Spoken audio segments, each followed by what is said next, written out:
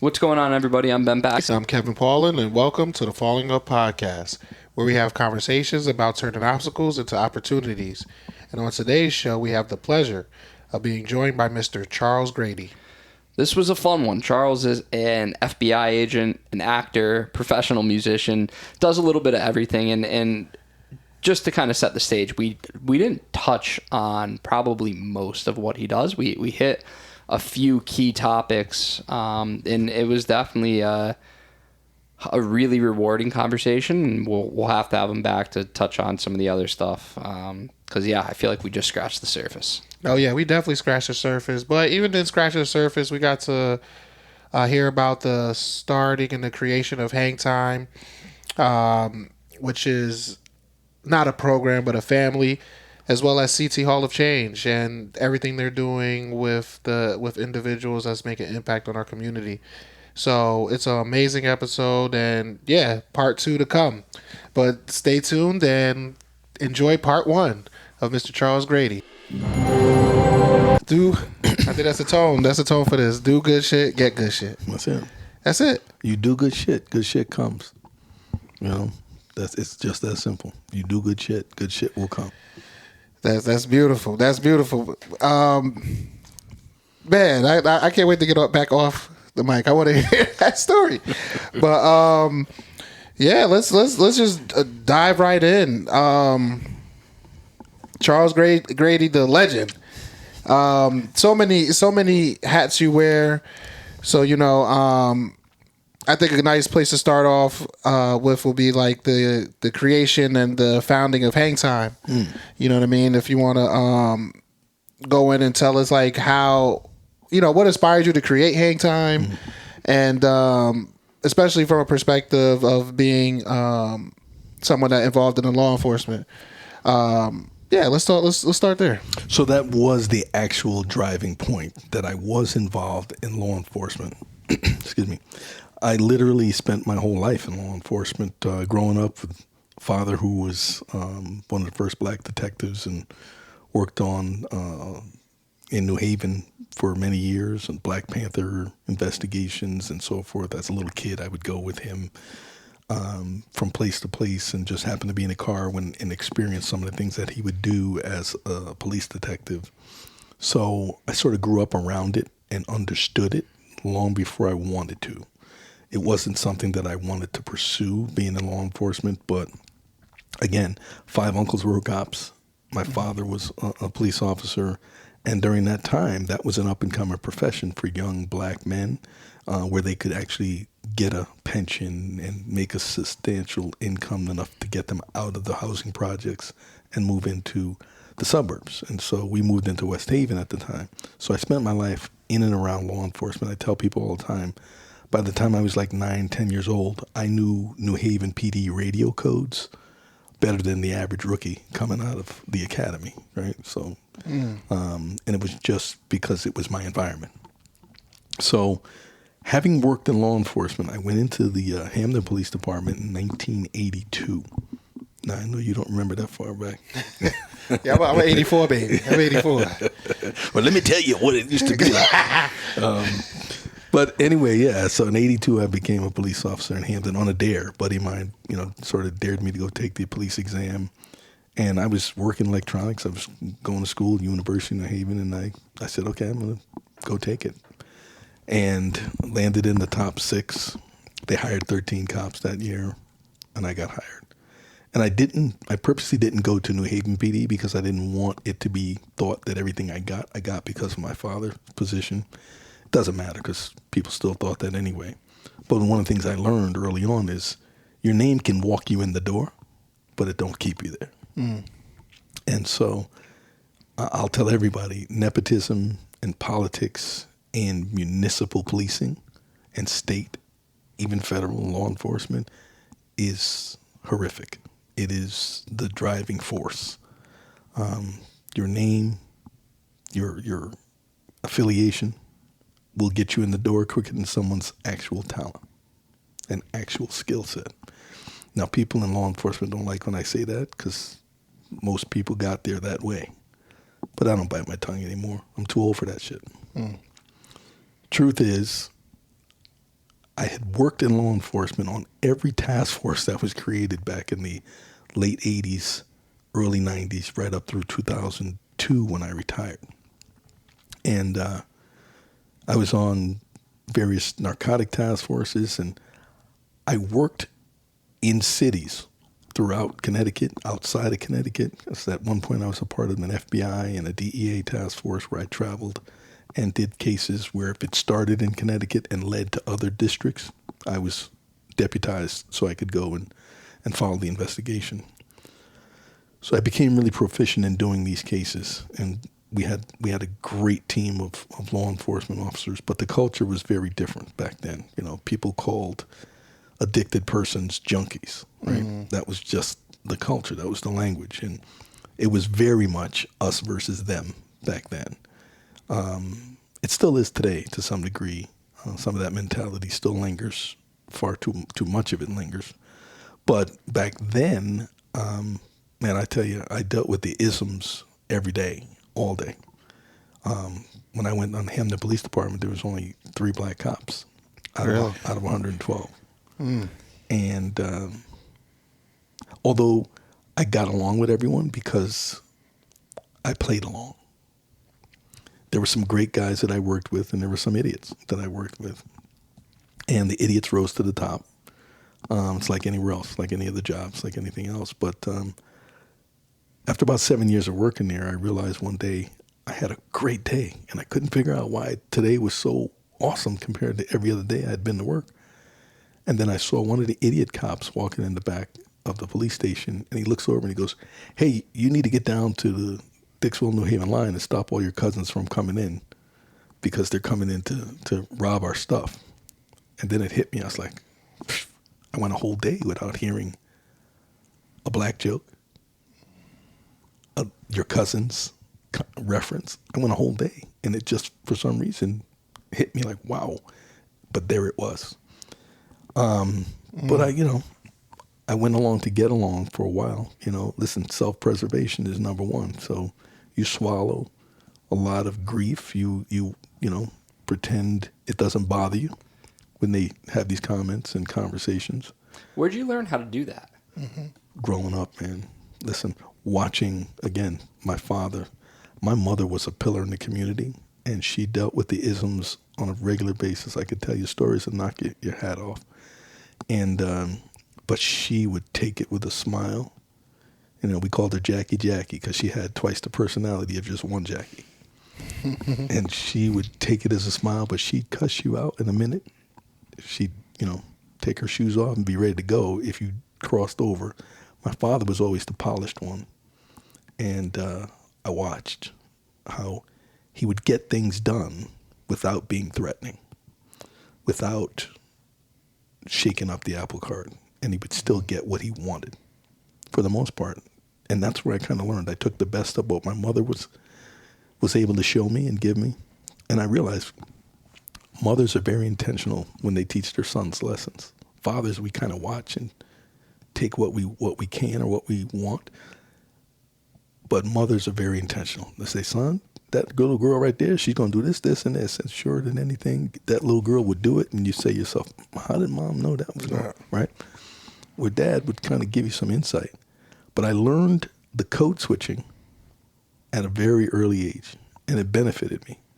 I mean, I was in all these different circles. I was pretty much in a Italian neighborhood that I grew up in West Haven.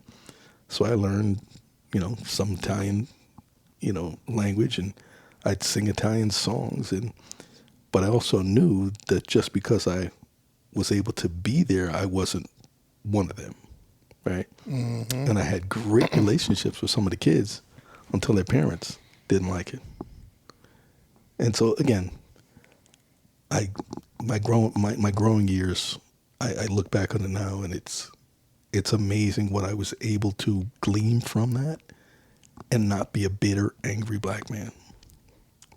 And I hate having to illustrate or emphasize black man. But back then, that's what it was. You know what I mean? And you rose to the top in spite of those that tried to keep you down. But you did it with a smile, and you went in the closet and you closed the door and you screamed, and then you came back out and you smiled a little more, and then they'd tell you a joke and you'd tell them one back, until one day I didn't accept the joke anymore. I was like, you know what? This is never going to stop. They're always going to try to one-up me because I don't back down. So therefore, it's never going to stop. So ultimately, I challenged one of the guys who just insisted on continuously telling the N-word jokes. And I was like, look, that's enough of the N-word jokes. And he's like, oh, come on, little N-word got his feelings hurt. I said, let's go outside. We were in uniform. The N-word stopped after that. I'm just saying, these hands is nice. Yeah.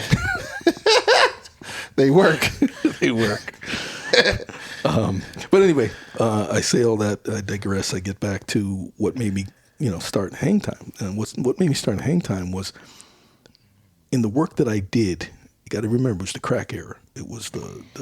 I wanted to ask you that because you said, mid '80s, early '80s to 2002. So yeah, I got it all. I seen it all. Yeah, I seen policies come and go. I seen drug dealers come and go. I seen young people not turn old. I seen old people act too young. Yeah, you name it. Because it was just a very, very dynamic era. And you had this thing called crack. Mm-hmm. You had powder cocaine, and back in Hampton they had one of the best nightclubs in New England called Daniels, and it was like a mecca for disco, and it was sort of like a mini Studio 54. Okay. And people would come from New York to go to Daniels. It was really crazy, but the cocaine was rampant. It was it was powder cocaine typically. Put it right down the street in New Haven. They got hit with that Bronx, Brooklyn, New York flavor of crack, rock, and so we were exposed to a lot of it. And people just sort of it was the party drug. But man, there was this phrase called the crackhead, and you knew what anybody meant when they said crackhead, right? Mm-hmm. So in working in that environment, I got to see a lot of people who looked like me, who grew up in the projects like me, until my father was able to get us out of the projects. And I always knew the only difference between me and them is that my father got me out of the projects, and I had oversight on me. And even some of those guys that got in trouble with the crack, they had oversight too. Some of their fathers were cops. Some of their fathers were firemen. They had oversight as well. But they took a left instead of a right. Mm-hmm. And again, I'm very fortunate because early on I realized, and there's a long story, but I witnessed the life of a crack addicted person, and I realized I never want to be that. I don't even want to be close to that. And not that I felt better than that person, because I realized there's things that lead to addiction. There's things that lead to, there's environmental and circumstances that make people do what they do. I got that because a lot of my own family back in the day were involved in the game, in the hustle, who was selling, who was using. So I was never judgmental. I was never the person who took a stance. It's them versus us. I always saw the folks that I was arresting as human beings, first and foremost, and people that made bad choices. Right. That's what I saw.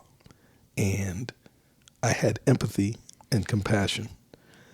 Even when they didn't realize that I had empathy and compassion, there were times when I was the only thing between a good old-fashioned po-po beatdown and the hospital and the cell. Right. If I weren't there, they'd have got the hospital instead of the cell. So it's that kind of thing. And again, I don't want to make it sound as though that happened every day, all day, that level of abuse of power, but it was there. It did happen. So in knowing that I was no better than the people that I was arresting, knowing that I did the society's job of taking the quote unquote bad people off the street that were selling, I never viewed people using drugs as the bad people. I viewed them as victims. The people who are selling, they're victims too to some degree. But yeah, to me, even to this day, the worst thing to ever hit our society is drugs. Because my estimation, maybe even 90% of all crimes are some way related to the drugs, the lack of drugs, too much drugs, whatever the case is. It's in the core. It's there somewhere. So I retired from the police department and went to work for the U.S. Attorney's Office. And first I went to work in private industry for about 6 years, traveling all over the country and doing investigations for a Fortune 500 company without a gun, without a badge. How was that? It's a lot different. It's a whole lot different. But the reason I was successful is because I just told you I treated everybody humanely with or without the badge and gun. And I'm going to say right here, I learned early on that because you wear a matching shirt that matches your pants and a name tag and a piece of metal does not make you a hero. The fact that you are willing to put your life on the line makes you commendable, outstanding person. But you're not a hero until you do something heroic. Because I worked with too many cops who'd go the other way when a call would come in on something dangerous or something scary. And they would just conveniently be like, oh, I'm out at lunch right now, or I'm this, or I'm... And then there was the ones that were too eager to go, right? Because they want to be that hero. They want to be, yo, look what I did. So, and it's not a besmirch on the average volume of police officers. And you always hear this term about that the only ones that hate bad police officers more than the public are good police officers. It's true. It's true because you can go to the dentist all day and he could jack your mouth up, but you don't stop going to any dentist. You don't say all dentists are bad. Right? You have a run-in with a bad cop, it's a wrap. Forever. All the cops are bad. Yeah. You know what I mean? Yeah. Because that's what you hear all the time. It's like, well, it didn't happen to me, but my cousin's uncle's sister, she got pulled over for no reason. Mm-hmm. Were you there? No, but she told me. Yeah. That's facts. Right? Yeah. And so now I'm hating the police. Yeah. Right? So I literally, without a gun and a badge, I had to fine-tune the skill of communication. And, man, lessons learned.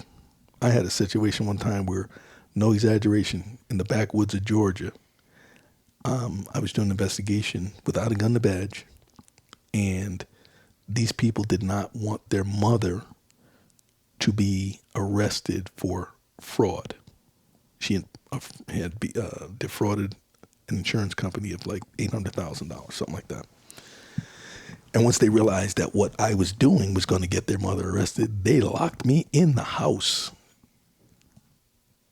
boiled a pot of water, and here comes Billy, Bobby, and Bubby blocking the door, and they wouldn't let me go nowhere.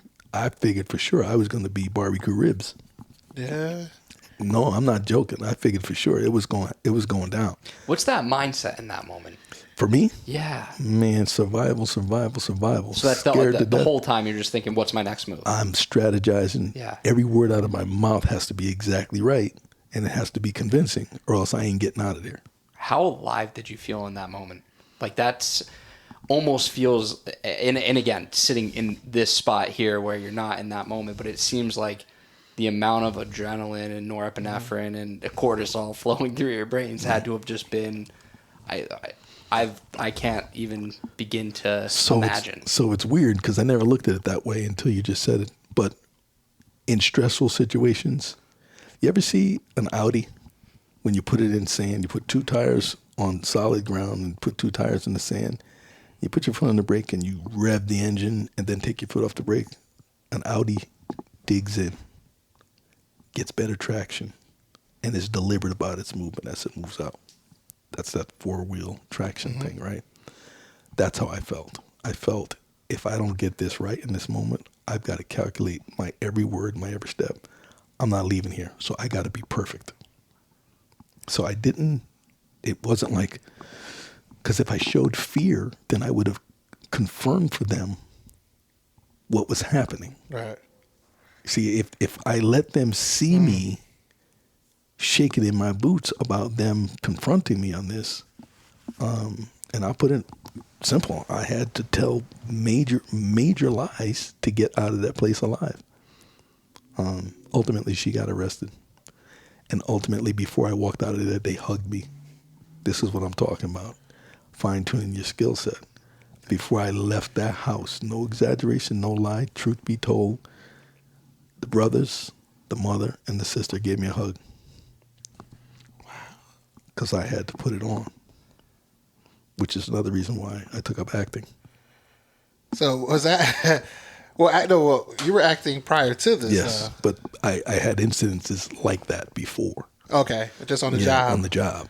Yeah, because I did a lot of undercover on the job and stuff, as well, because I was a skinny young black guy, buy drugs anywhere. So I did a little bit of everything. Yeah, it makes sense. Yeah. So I want to deviate for 2 seconds, if you can bear with me. And you kind of mentioned it, but I want to hone in on it. What are your views on drugs in society? How do you, having spent so much time seeing the kind of the negative ramifications, is there any positive light that you can view drugs in, or neutral light? Can you just kind of give me your perspective on drugs in society? Yeah, I want to get back to Hangtime, but I love the question. So let's deep dive. Again, what I recognize in the work that I've done over the past 40-something years, is, as I said before, drugs are at the root. So drugs mask pain. They alter the brain. They make everything feel better. And so there is justifiable medical reasons for certain substances to be used, i.e. after surgery, i.e.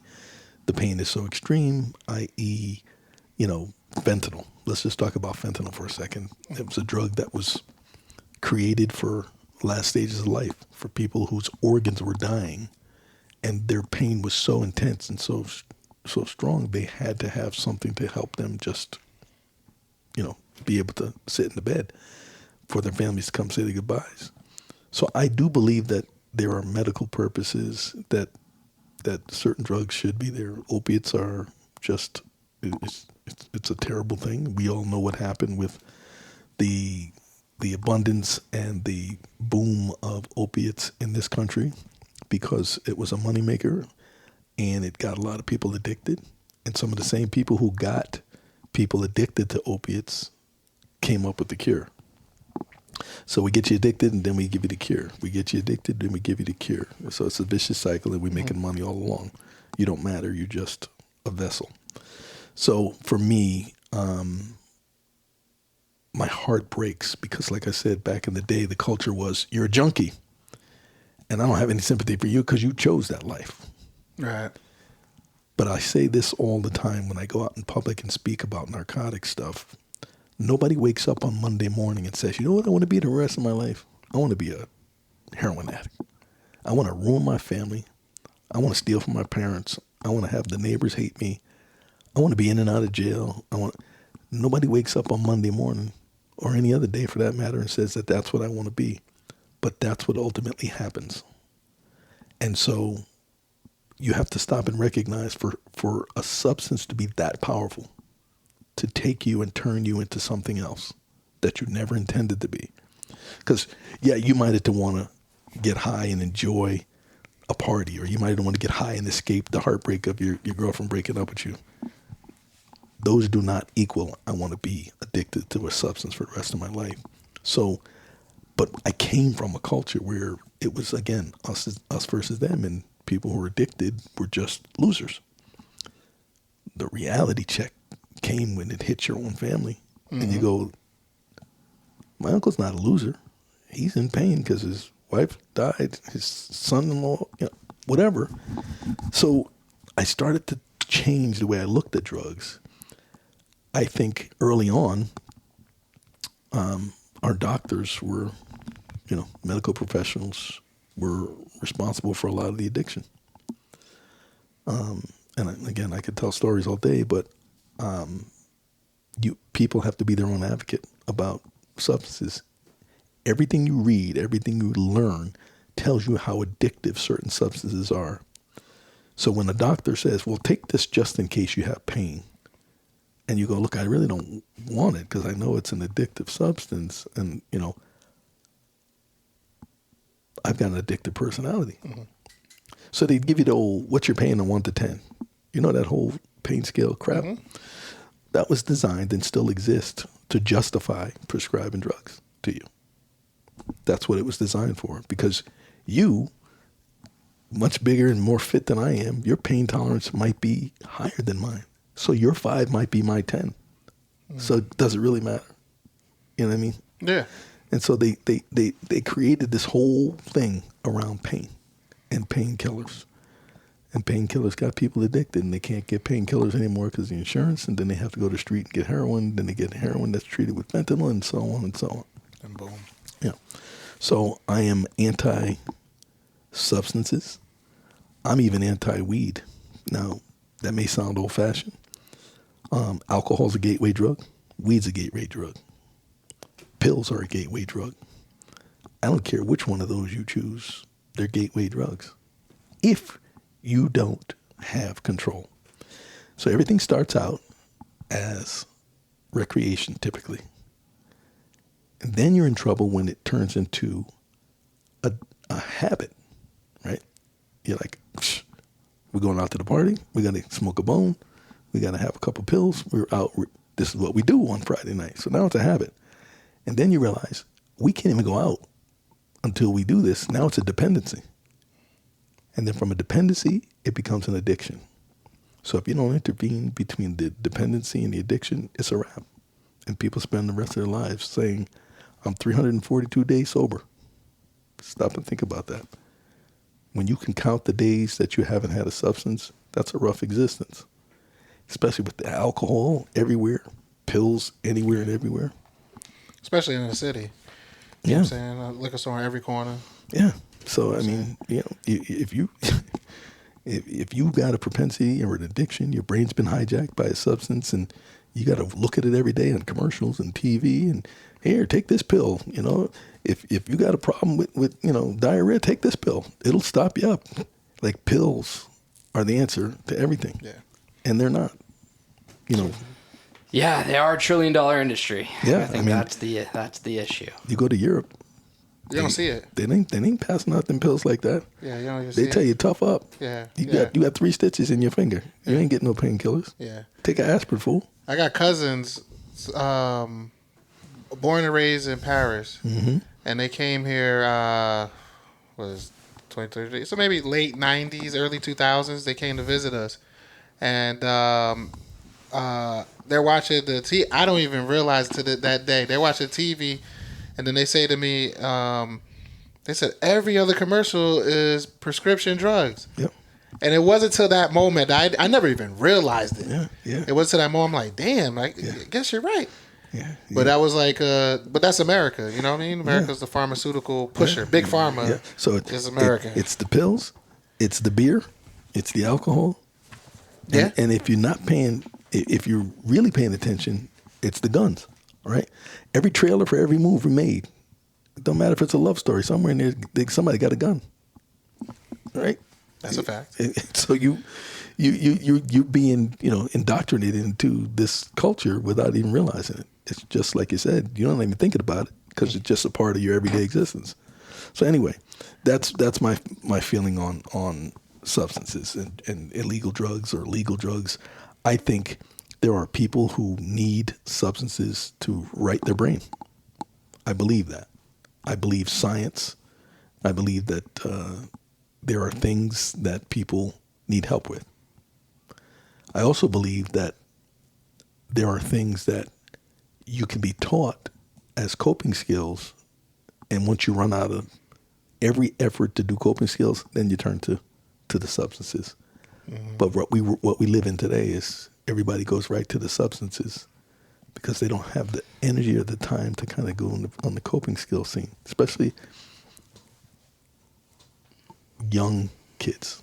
Yeah, it's tough because I think emotional regulation skills, impulse control skills, all of these things are fundamentally tied to one's ability to use your prefrontal cortex, which for a long 25, 27, right? So up until then, certainly drugs, that the susceptibility to addiction is just so much greater at a young age. And it's hard too, because I think there's an argument in life that everything we do is about altering our consciousness, right? We're having this conversation now, like this is much better for me than staring mindlessly at a video, right? Like this is, I like to be stimulated. I like to have meaningful conversation. And I think everything we do, whether it's sex, eating, drugs, sports, whatever it is, alters our consciousness in these ways, but drugs do it immediately, right? They do it in this normally there's some buildup, right? So we have a conversation, maybe the beginning's a little slow, and then you tell this crazy story, and it's like, holy shit, this is what I've been waiting for, right? Whereas drugs bring you to that moment immediately, and the ability to want to repeat that and not have to go through that kind of life process and reward,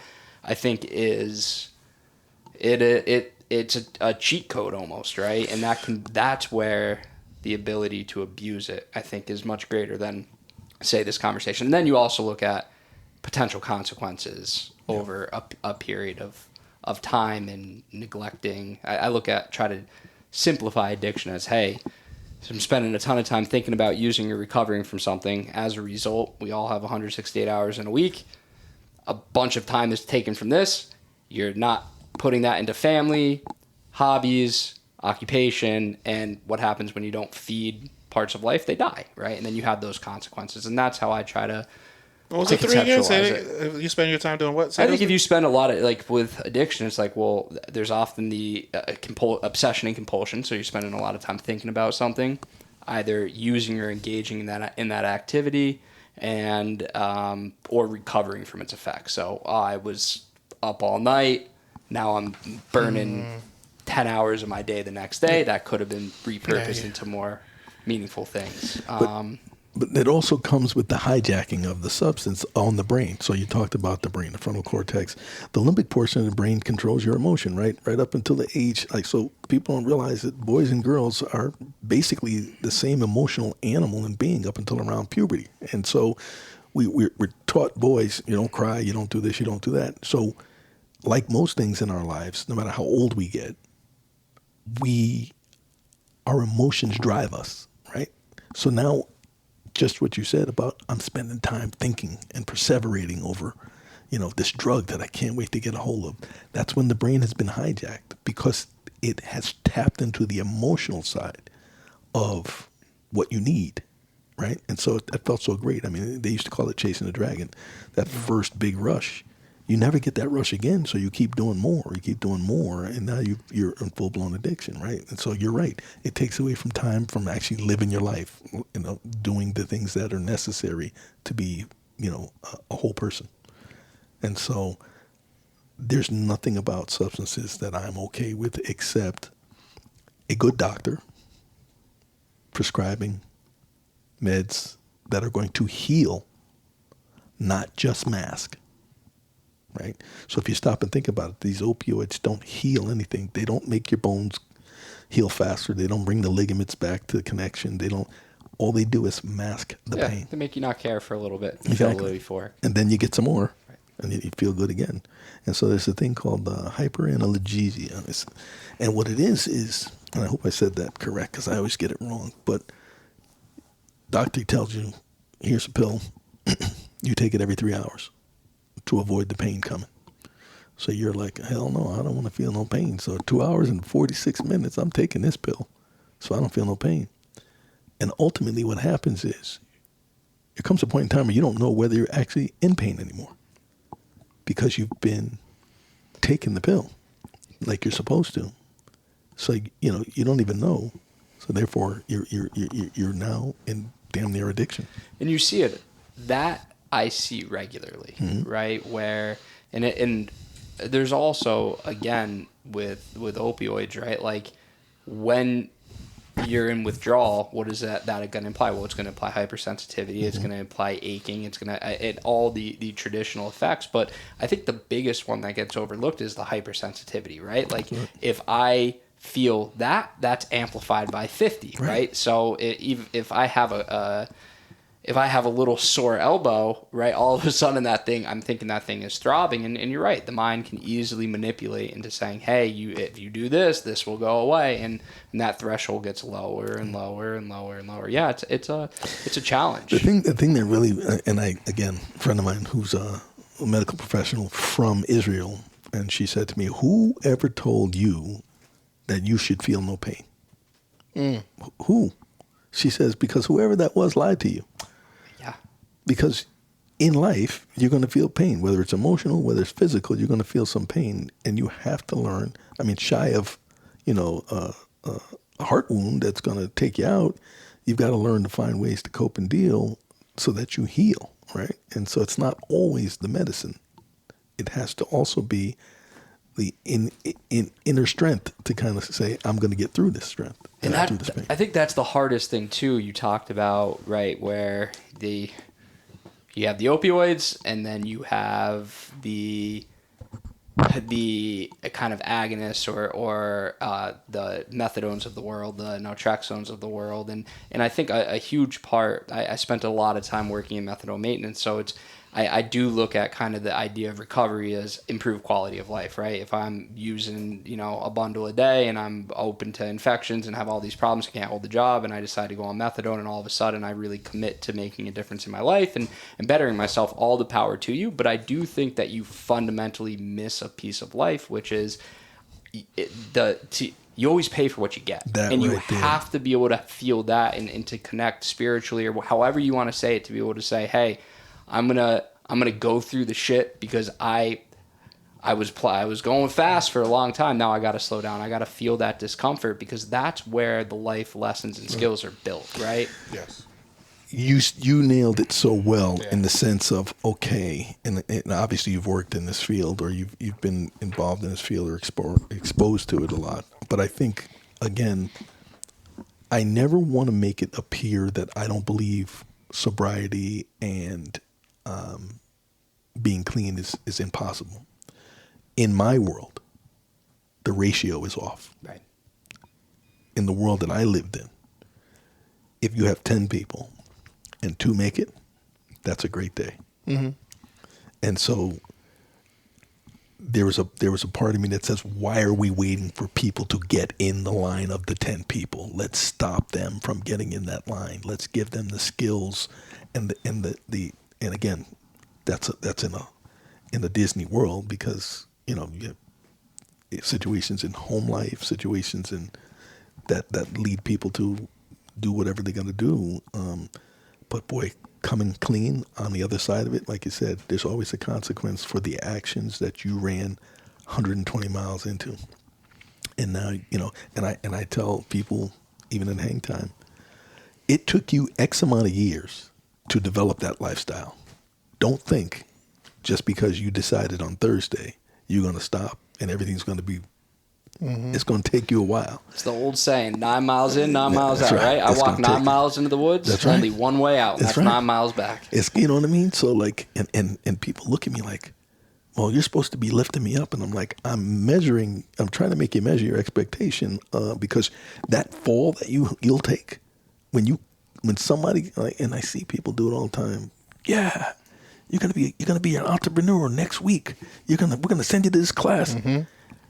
Just because you sold drugs off the porch don't mean you're a businessman. You don't have to pay the tax collector. You ain't got to pay HR. You ain't got to worry about saying something about some woman's booty and having your whole business shut down. You know what I mean? Like, so stop trying to give me this whole equation of, well, if you can sell drugs and if you can do this, you can be no, you can't. It's going to take hard work. And well, I think that's just disrespecting the skills that an entrepreneur has to build, exactly, and grow within themselves and professionally develop. Just to say, oh, because I do this, I can do that. Yeah, in theory, you can do something similar to what you did in the streets when it came to hustling. But I think in general, when it comes to being a businessman, a lot of people that from a person that sold drugs, I think a lot of people take the selling of drugs as being a hustler, and I say it's a difference between a drug dealer and a hustler. That's right. You know what I mean? That's Drugs right. sell themselves. Like, That's right. I mean, you on the block, they coming to you. They coming to you. But when you got to go out there and sell T-shirts, you know what I'm saying, or you selling waters on a cold day, Right. you know what I mean, Right. not a hot day. Yeah. But you find ways to make it happen. That's when the hustler spirit, Right. and then just respect the game to learn, like you just said, like the lawsuits you get when you own a business, the taxes you pay. The different moving parts to run a business. It's hard work, man. It's hard. Yeah, you can't undermine that with this concept of, because I sold drugs in the street, I can survive anything. To your point, you may have hustle spirit, but you ain't got business knowledge. Yeah. It's also the idea that part of, using this term very generally, but the addicted mindset is, I'm going to rush to wait in line. That's it. Right? That's right. And I think that parallels if I could take this class in a week and have all the knowledge in the world, I can stop using for a week and all of a sudden have the knowledge of someone who has 20 years sober. It's like all of these things, patience and persistence, you pay for what you get. It doesn't happen overnight. I just like the fact that, because I do the same thing with financial literacy.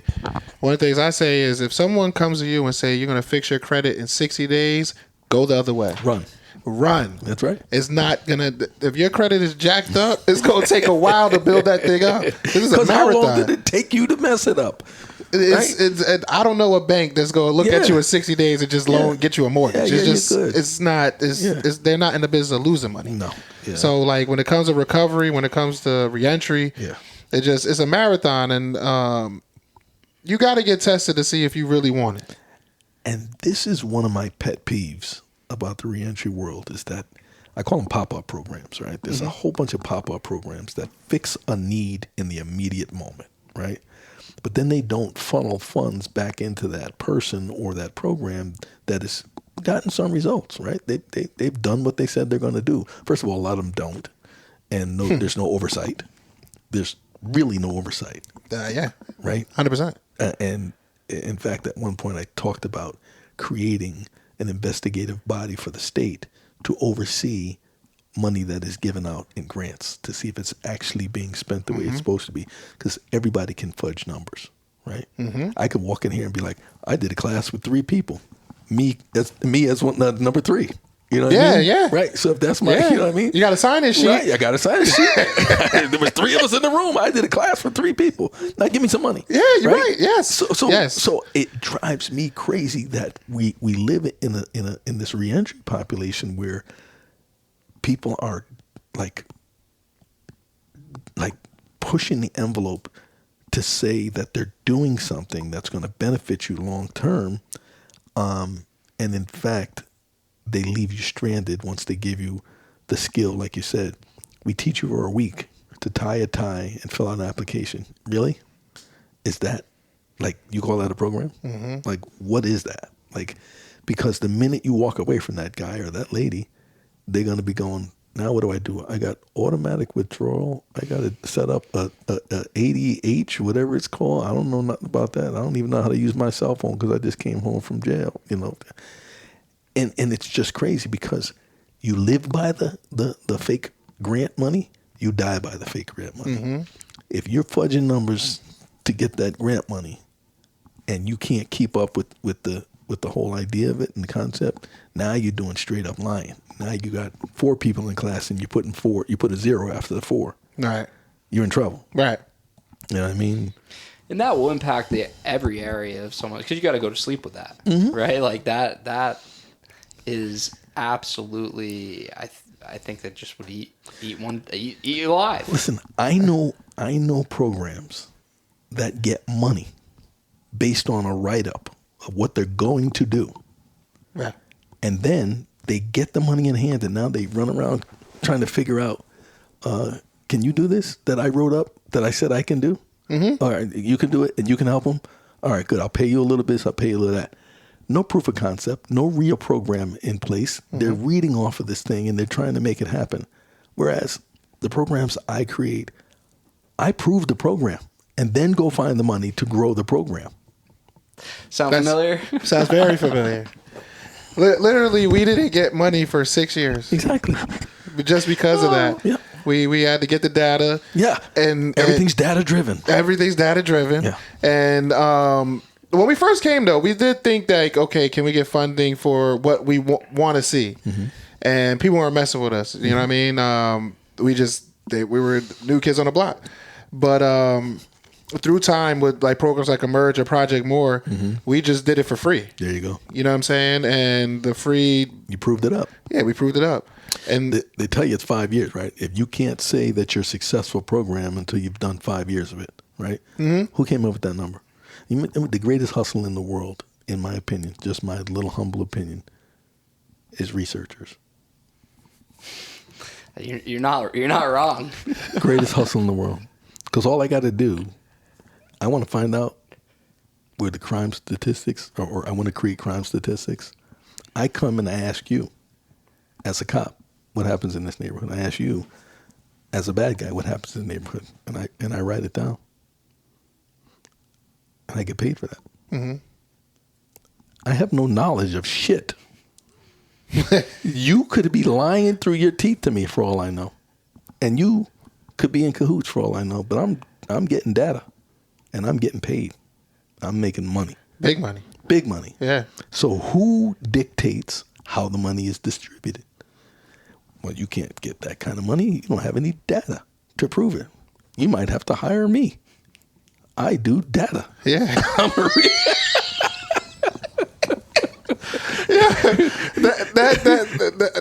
no comment. I'm gonna say no comment because I'm working with a researcher now. Listen, and I'm a consultant, and I'm getting a check for me.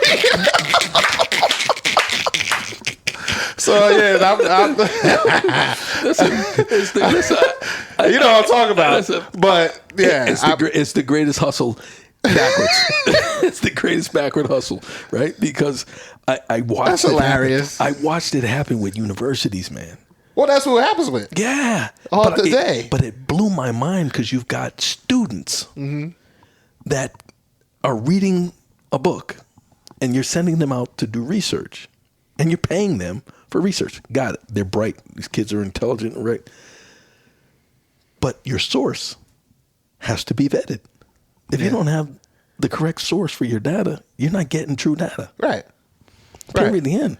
So I had a professor at one point tell me that the greatest fear that street guys have, drug dealers, criminals in the street, is going to jail. This is a true story. She sat in my office and she said, our data shows that the fear of going to jail is the reason why they'll turn their lives around and stop. How's that working out?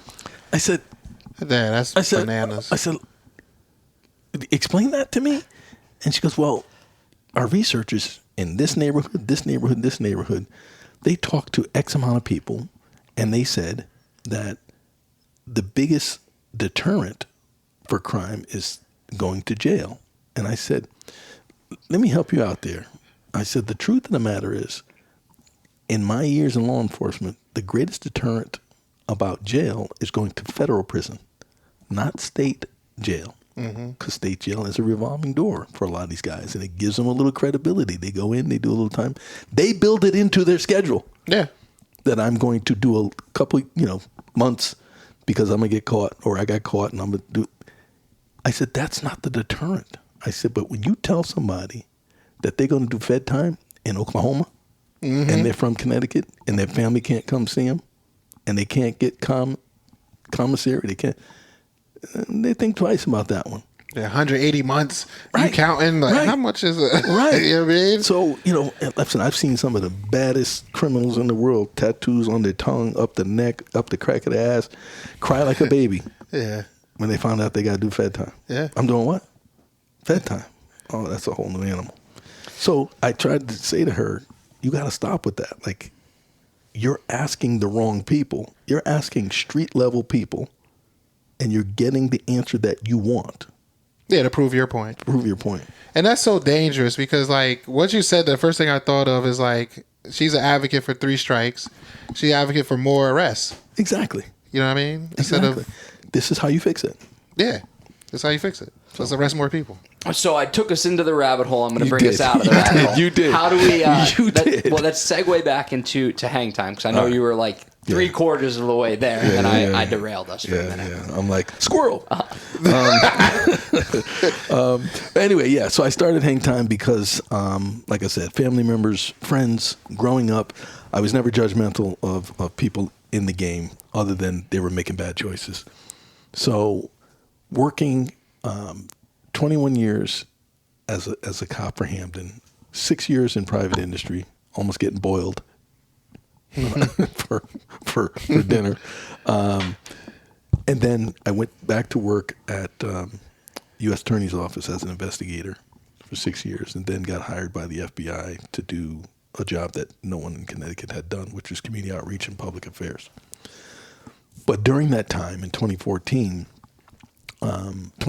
actually, I was running a program, a statewide initiative, research-based, that was all about we're going to take the worst of the worst, get them off the street, read them the Riot Act, threaten them, make sure that they understand that if they do something from this point forward, group accountability, them and their friends and all the other folks they hang out with are going to be under the microscope, and they're going to go back to jail. But if you don't break the law, we'll help you get housing, we'll help you do this, we'll help you do that. Now that was appealing to me. So the threat piece was just more popo stuff, right? They're going to do that anyway, right? You don't have to have a special program. Yeah. If you break the law again as a convicted felon, they're coming after you. It's not like they're going to go, well, he's part of our program, so we're not going to look at it. No. But the thing that was unique and different that I bought into, because I had to change it, but I made them hold that promise. Like, okay, you said you're going to help these guys. I'm the one that wants to do that. And it all started with a guy that I helped in 1993 by the name of Freddie Williams Jr. We raided his house, and he had a pile of heroin on his table. And he cried, big, tough guy, drug dealer out of New York. He said, look, if I can get out of this. I said, well, you can't get out of this. You got a bunch of heroin on your table in Hampton. This ain't Bronx. Mm-hmm. And I said, but when you get out and you really want to turn your life around, I'll help you. And I did. I stuck with him when he came home, helped him get a job, helped him get a CDL. He now owns homes around the country. He owns his own trucking company. Success story. That led me to understand that with continuous ongoing support, people can actually change, because they're going to fall. They're going to drop, especially if they spent all their life doing the wrong thing. So I'm working this program, and I said, look, let me hire someone to actually be a coordinator for services. And they were like, no. The research shows, and I was like, please just give me a little bit of money so I can hire somebody to do a coordination and stick with the people. What I called it then was handholders. So if I come to you or you come in and you go, I want to turn my life around, and I promise to help you as law enforcement, as the system. Okay, good. You want to turn your life around. What do you need? Well, I need this, I need this, and I need this. Okay, great. It's Monday. So here, on Thursday, I want you to go see Ethel at 1313 Mockingbird Lane. On Friday, I want you to see Freddie. It's Monday. This person just came home from prison or was out in the street struggling. Do you think they're making it there? Right. They're not. Mm-mm. Because in between Monday and Thursday, somebody's going to hit them up and go, yo, get this work, and let's go make this bread. You got to pay your baby's mother. You got to pay this. You got to pay that. You got to eat, right? Mm-hmm. You want them new Jordans, right? Come on, take this and work it. They don't make it there. So I'm like, it's a catch-22. Either you really want to change and you're going to put the work in, but sometimes they just need that extra push. So I hired someone, which was a nightmare, but I hired someone to be that person to go, hey, it's Thursday morning, where you at? Come on, jump up, let's go. You need a ride? I'll come pick you up. We'll go over there and get this done. And it worked. And then it worked again. And it kept working. But I also realized that in massive numbers, the guys and women that were coming home from incarceration that didn't have access to that were outnumbering the ones that did. And when they come home, They're sleeping on different couches. They're couch surfing. They're getting doors shut in their face because they're a felon.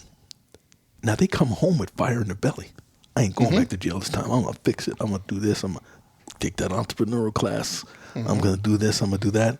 And then after 3 or 4 doors shut in their face and 5 or 6 people go, oh, no, you can't live here. You're a felon. We don't rent to felons.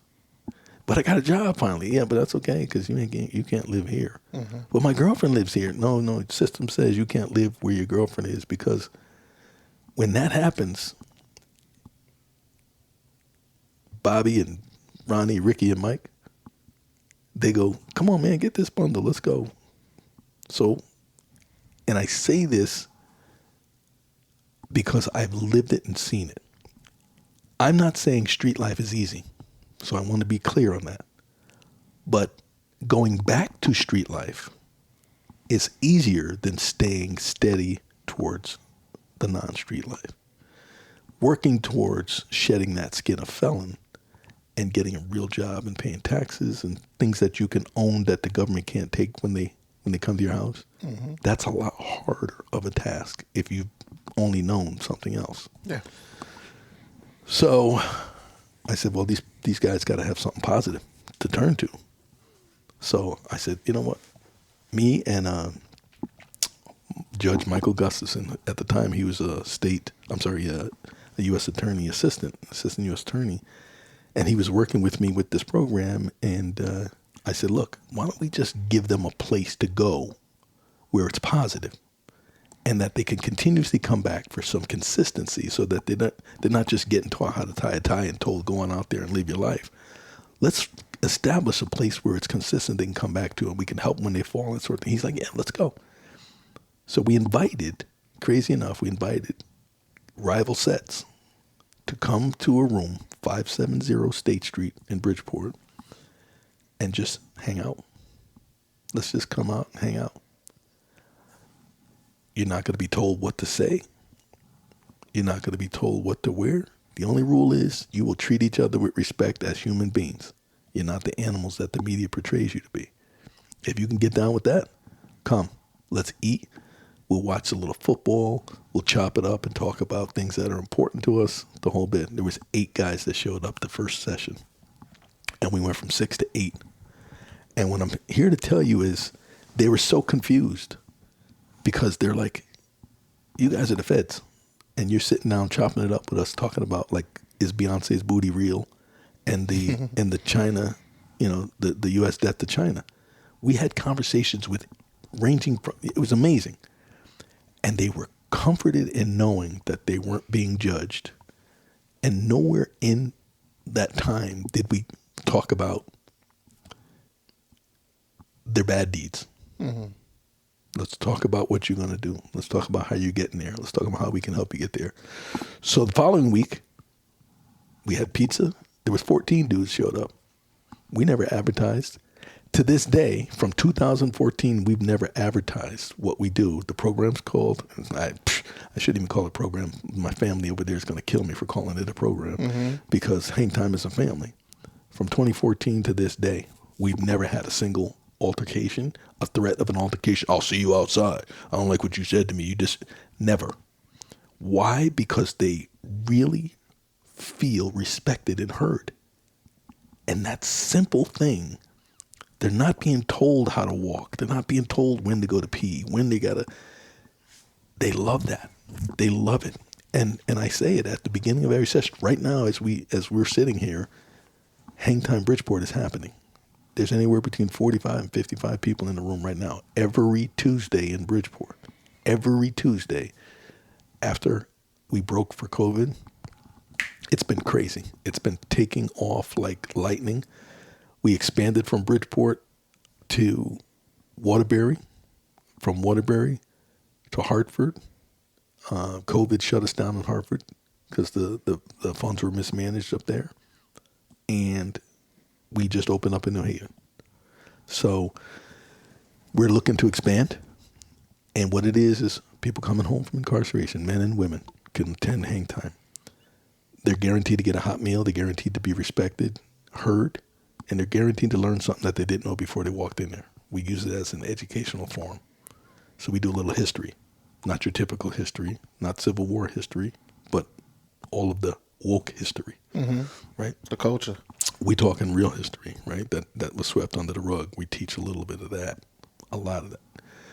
We allow people to be who they are. And the one rule, again, is I don't care how batshit crazy you think someone's opinion is of a politician. When they voice their opinion, you listen, you respect them. Because when you do your opinion, they're going to have to give you the same respect. That's how we communicate. How do people get involved or become part of? It's all word of mouth right now. So, they can just show up. They can, okay. Yep. So what ends up happening a lot of times is I show up. I enjoyed my time there. And let me tell you something. At this point, it's insane. You could have a current police officer sitting next to you with a gun in his hip or her hip. And you can have a retired DOC correction officer sitting on the other side of you. And you in the middle could have a bracelet on being monitored. And across from you is a pastor. And next to him is a business owner. And next to him is a beauty queen. I'm giving real examples. The room is filled with the people who would make up your community. So it's the most interesting room in the world. The most. Every time. We got generations in the room. We have young kids up to grandparents.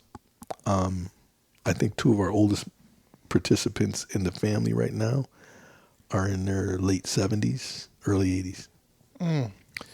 Right down to, we have a young girl who's 13 who's a regular, and she comes with her aunt. And we have 16-year-olds that come. They glean so much from it, the experience, the exposure, sometimes the grown-ass discussions. And, everybody's kind of mindful of kids in the room type of thing, but kids can't come on their own. They have to be with an adult. But the vibe in Waterbury is a little different than what it is in Bridgeport, because the vibe in Waterbury is there's a lot more guys from the halfway houses because there's multiple halfway houses close by. So those conversations get really deep. All the conversations get deep. But the humanity that's shared, the love that's shared in the room, I always say this, that room is a microcosm of a society that we all want to live in. We all want to be able to walk into any room USA and be greeted with a hug and, hey, how you doing, brother? Everything okay? How was your day? What happened? Oh, man, me too. Complete strangers having that conversation. And it confuses the hell out of people the first time they come to Hangtime. They don't know what they're walking into, and they just kind of go like, what am I supposed to do? Nothing. Come chill, eat with us, hang out. It kind of in some ways it sounds like follows like kind of the traditional, and I don't mean that because this is anything but traditional, but the traditional like self-help models where it's people helping people. Absolutely. And it's so it always blows my mind because to this day that's the most effective form of treatment one has, right? Which is brilliant because it's built on true attraction. That's right. Not promotion. You said you didn't spend $1 on advertising. It's all attraction, and it's so genuine. And do you have plans to expand, to grow? Sure. Like what's the if you can share or even know like where's this thing going? Oh yeah. So sort of to pick up on what you said, it's like it's the simplest form, but now we've grown into we help often with security deposits for apartments, housing. We help hundreds of people get jobs over the past years. We help people get their license. So we're a social service navigation program. So we invite you, let's say you've got a real program, not one of the pop-up programs that's going to go away in 6 months or 3 months. We invite you to come in and talk about your program. You do financial literacy. You want to come and do financial literacy and get people the help that they need. We invite you to come in. So we're exposing people to resources that they otherwise wouldn't be able to find or even look for on their own. But if you're at Hangtime and the guy comes in talking about fixing your credit and you're like, I really need help with that, but I didn't know where to go look for that. And everything I looked for was a scam online. And here I am at Hangtime and boom, here, hey, can I talk to you? Here's your card, whatever. Counselors, mental health counselors in the room, right? It's a staple. So we literally are this hub where people can come. And the most amazing thing for me is, and you touched on it, is it's just love. And I know I sound, as law enforcement person, I sound like a real, hippie, granola kind of guy when I say it's just love. But the truth of the matter is, it is just love in the room. And 92% of the staff that works for Hangtime, and we have Her Time, which is exclusively for women, are all formerly incarcerated persons. They're there because it worked for them, and they're making sure that they help the next ones coming home. They're not there for the money, because nonprofits, as we all know, don't make a lot of money. And if you got a nonprofit that's making a lot of money, the CEOs get it all. I don't get a dime. I never made a dime off of it. In fact, when we first started, I paid for all the food out of my pocket. And then we got donations, and we built, and we get small grants. But to answer your question, we are growing faster than I got a call the other day from Boston, Mass. saying, hey, we heard about your program. We want you to kind of consider bringing it up here. And I'm like, you got money and you got good staff? We'll consider it. Uh-huh. So a lot of people are like, oh, we want to do this program. Listen, you got to be ready. I get phone calls at 2 a.m. I get phone calls at 7 a.m. Yeah. And if you're not willing to do it, you're not in it for the right reason. Right. You know what I mean? So we are expanding. We have, under the Hangtime umbrella right now, and I'll say this because I have a phenomenal staff. My team is amazing. My executive director once worked for United Way, and she saw what we were doing. She believed in what we were doing, and now she works for us. So what's amazing is we have Choices, which is a program where we go into the schools, urban schools, and we talk. Our formerly incarcerated individuals who were high school standout athletes that took a left instead of a right ended up in jail. They are now talking to students that are on football, basketball, soccer team. So it's athlete mentality to athlete mentality. You look just like me. In fact, you grew up on this same block that I grew up on. My uncle knows you. So now that's who we're bringing into the schools to have conversations about correct choices and to avoid getting the lure of the street. Credible messenger. Credible messenger. It's everything. It really is. I mean, again, I look at the turning points in my life, and it was the credible messengers that came to me, because I'm not trying to hear it from someone that hasn't done the things that it makes no sense. You can tell me where the potholes are. I'm not going to hear it. But you show me where the potholes are because you've been through it. Now my eyes are open and my ears are open. Yeah. And we got Her Time, which was born. There were women who didn't believe that their boyfriends, spouses, husbands, or whatever the case, were actually going to a program that wasn't mandated. So I kind of skipped over that. Nothing about Hangtime is mandated. I've had parole officers say, do you want me to mandate people to come? No. Because the minute you as parole tell them that they got to do something, they're not going to do it. Yeah. Because they're tired of living in that existence. So I'm kind of torn on that. Tell me. And coming from being at the halfway house, parole, I done did it all. It's like, and I do come from a different background than my counterparts were when I was incarcerated.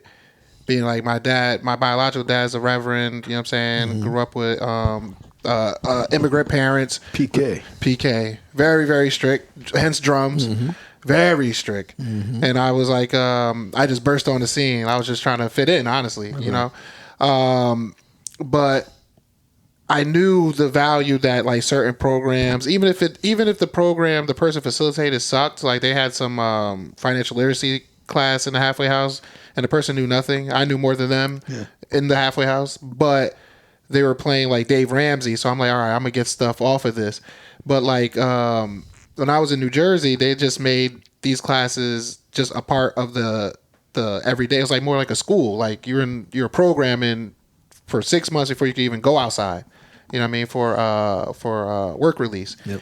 And I just feel like, you know, when I've been a halfway house and I got 6 guys coming downstairs and there's 40 upstairs and staff is not pushing them or not pushing them, encouraging them. Yeah. Supervisors and case managers and them are barely telling them about it. Then we're downstairs. It gets discouraging. Cause I'm like, man, if y'all came down, y'all know I'm cool. Y'all know I'm about this. I'm really doing this for the love. That's right. And so it's like, it's like, man, I do want them to be mandated, so I can have their attention. But at the same time, hearing what you're saying, I agree. Like, it's the messenger. It is the is the messenger. It is the messenger.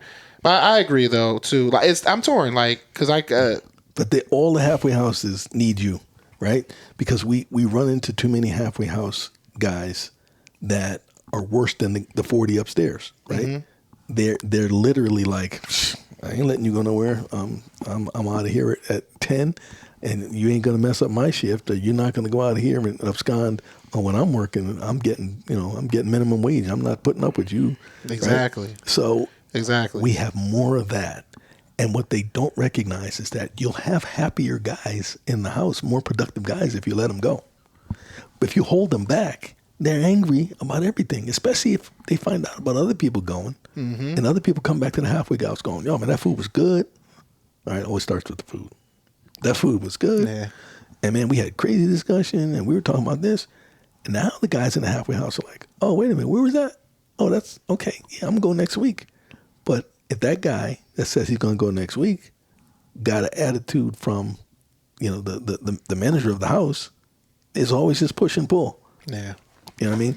So I tell all the halfway house people, listen, don't send me somebody to Hangtime that you're just trying to get out of the house because they're a pain in the neck for the house. If they're causing ruckus in the house, don't send them to Hangtime. Yeah. We want people to come to Hangtime that are really ready for change, sustainable change, right? That's who we want, that will work with them. I mean, I could tell you story after story. We've had people come there from the halfway house, like Gerard Chappell. He came wearing a bracelet to Hangtime. His first time he came to Hangtime, he's wearing a bracelet. The Quill Crooks, they're wearing bracelets. They now work for me. They now work for the Aquil's now a supervisor of public allies. He's doing it big. Graduated magna cum laude, just bought a house. Beautiful. Yeah. Beautiful. So we stick with him. This dude's been with us for 6 years. Every Tuesday, it don't matter where you are in the world, you can come back Tuesday and find Hangtime people sitting there going, hey, where you been? That's family. What's amazing. It is truly a family. Truly a family. Yeah. And again, when you start as parole and probation, you start mandating people, because we watched it happen. One parole officer in Waterbury thought he was going to be like, you ain't going to tell me what to do with my guys. But then it came down from the top. You will send your guys to Hangtime if they want to go. Well, this fool decides he's going to mandate everybody in the house go. Now, some of them had jobs or whatever, legitimate reasons why they didn't want to go. He said, no, you're going to go. You're going to go. You're going to go. So what's that do? Yeah. Disgruntled, angry. Right. But it backfired on them, because when they got there, they loved it, and we giggled about that shit. Yeah, you know what I mean. But it backfired on them. They try to sabotage. Yeah, try to sabotage. And like, it's just a sad thing and they don't even come. We invite them to come. Come see what we're doing so you'll understand it. Nah, it's us versus them. Yeah. That's a sad thing, man. It's a sad thing when people start to get like that. And that came full circle. It did come full circle. And I feel like we just scratched this. I mean, we've touched on like 3 topics of the 500 things that you've done, from acting to professional musician. Yeah. But we're just about out of time, unfortunately. I know you had something that you wanted to promote, and I'd really love for you to be able to do that. So again, under the umbrella of Hangtime, we have Choices, which is the teen mentoring program where we go in. We have Hangtime Mobile, where we actually learn about a historic site within 5-hour bus ride from Connecticut on a Tuesday, and then we travel to it on that same Saturday. Oh, yeah? Yeah, man. And we've been to D.C., Newport, Philly, the Twin Towers, the Mega Tower now. So it's educational. We're bringing families. It's not just men, not just women. We blend them and we go. But I also created a program called the Connecticut Hall of Change. The Connecticut Hall of Change honors individuals who have come home from incarceration, who have been home for 5 years or more, off supervision, and done great things to get back to the communities that they once created havoc in. And a lot of them have their own nonprofits. A lot of them work for the city or work for the state or whatever the case may be. A lot of them have gotten pardons. So 2020 was the first year that we actually created a ceremony, an induction ceremony into the Connecticut Hall of Change, play on fame. But it really does honor people for the change that they've made, not just in their lives, but the change that they brought to others. Mm-hmm. So my partners are Connecticut Department of Corrections, Angel Quiros. The commissioner there loves it. And they don't partner with anybody, but they're partnering with us. The State Arts and Preservation Office for Connecticut, Elizabeth Shapiro. So we actually have their likeness, their story on a loop in a Connecticut State Museum. Oh, wow. Yeah. So their families, generations to come, can go to a museum and see their grandfather, great-grandfather's success. That's powerful. That's very powerful. I didn't realize the museum. I came last year. Yeah. I didn't realize the museum part, though. Oh, yeah. You got to come this year. So this year, when there's two things. September 15th, we do a Journey to the Great Eight. It's a storytelling series where 4 individuals from the previous year tell their story, sort of like the Vagina Monologues, if you've ever heard of that. Mm-hmm. It's a storytelling series where they're on stage. And I add theatrics to it just to sort of, and I make their stories meld and blend together so that there's themes. So there's a beginning, middle, and end, but the themes within there are consistent. And the reason they're consistent is not because of me telling this story. It's their story, but I find the consistency in their stories and I make it work, right? And so ultimately, Gordon Lyde, Maggie Young, Dr. Antoinette Glenn, and I should say Dr. Antoinette Glenn and Dr. Maggie Young now, and Larice Harvey, they're going to be on stage. And Larice did it the first year we did it, and then COVID hit, so we're back.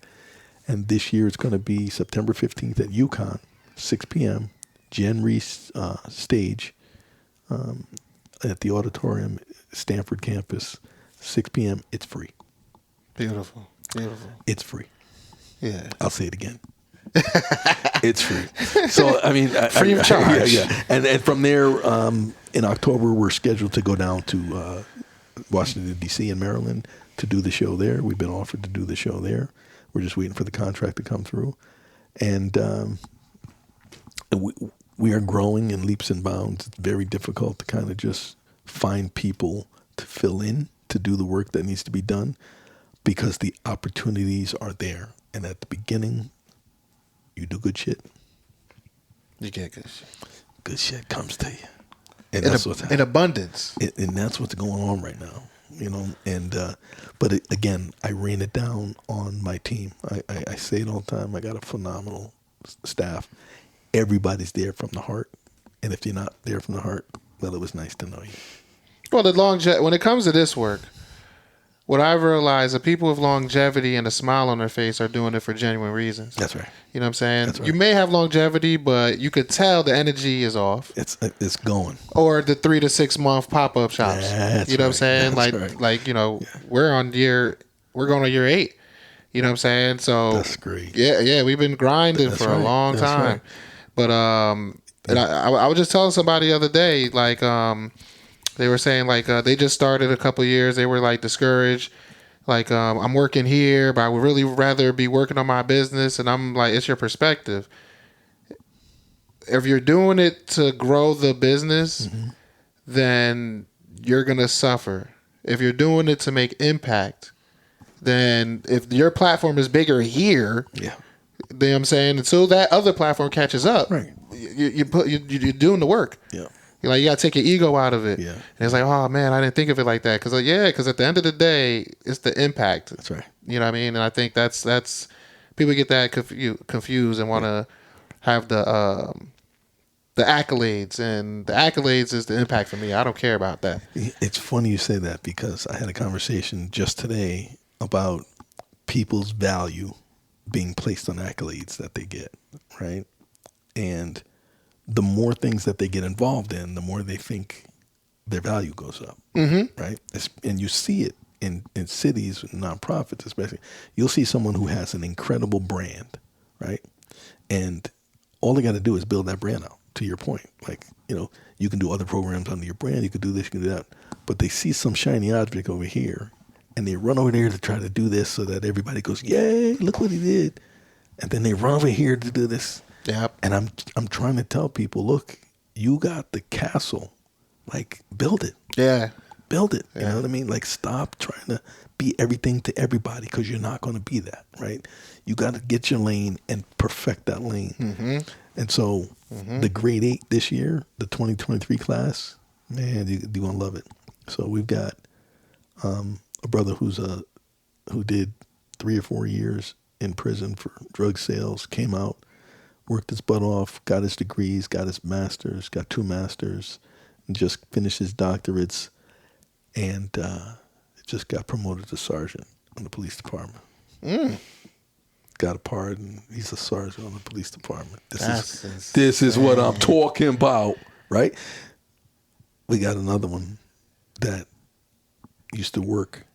He used to be incarcerated, came out. Gordon lied. Yeah. And Gordon's my guy. He's now working for DOC as a substance addiction counselor inside.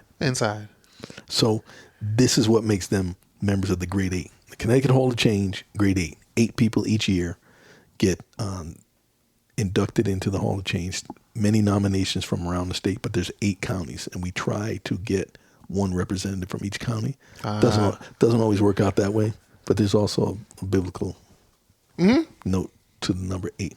So it's been working, and we're talking with a couple different states that are really interested in replicating the Hall of Change.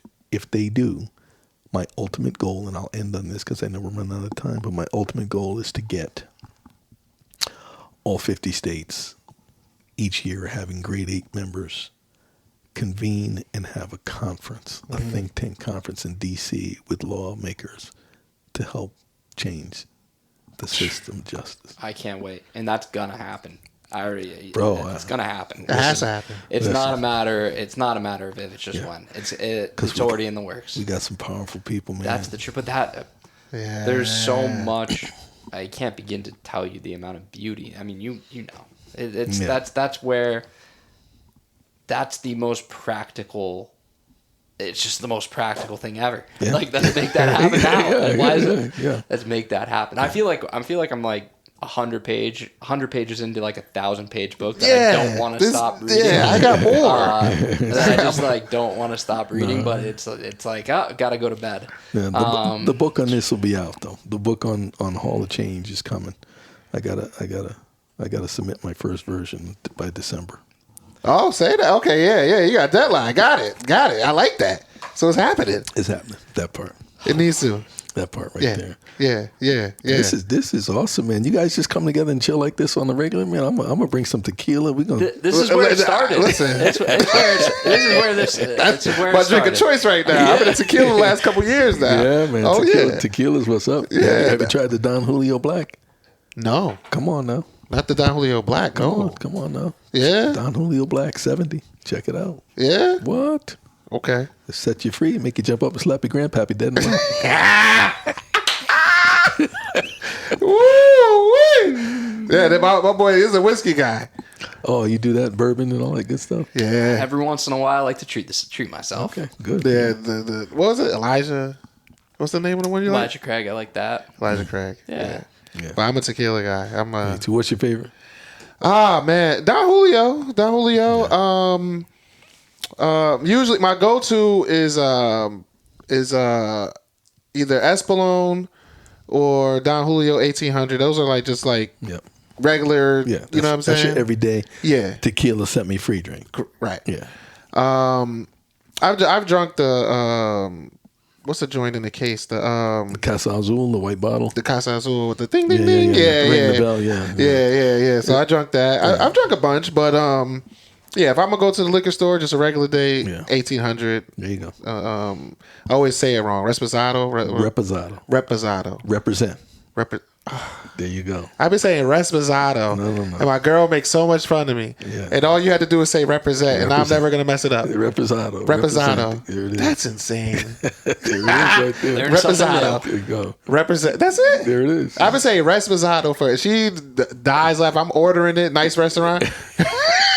She's like, he ain't with me. I just want wine. I just want wine. Yeah. I'm like, yeah, let me get a Resposado. And it's like, what? Yeah, Resposado. Oh, that's funny. Jeez, Yeah. I've really been saying, yeah, English my second language. There you go. That's But you're killing it in a good way. yeah. You know, That's funny. But yeah, man, thank you so much for coming on. I think a part 2 is definitely necessary. There's so much more to dive into with you. Yeah, man. I'm just honored for you to bless us with your presence, man. No, I'm glad you stuck with it, man, because I know, we had to change the date a couple times here, whatever. But I'm glad you stayed on top of it with me, because I'm running 9 different things. We haven't even talked about my real job, my full-time job, right? We haven't talked anything about that, right? And so that's got me, like, this is crunch time for me for a lot of that, too. But Oh, yeah? Yeah. But listen, this is good. This is like a real decompressor right here. I got a chance to relax and chill out with the dudes. Yeah. Part 2 is coming. We gonna make that happen. Listen, I ain't scared. Don't scare me. You ain't scaring me. I'm good with it. I'm gonna get some Resposado, and we gonna come through. All right. I'm gonna hold you to that. We gonna pull up now. Pull up. Come on now. Talk about it. Oh man. Well, on that note, thank you. Thank you. Thank you for being here. Thanks everyone for tuning in. The Fallen Up Podcast.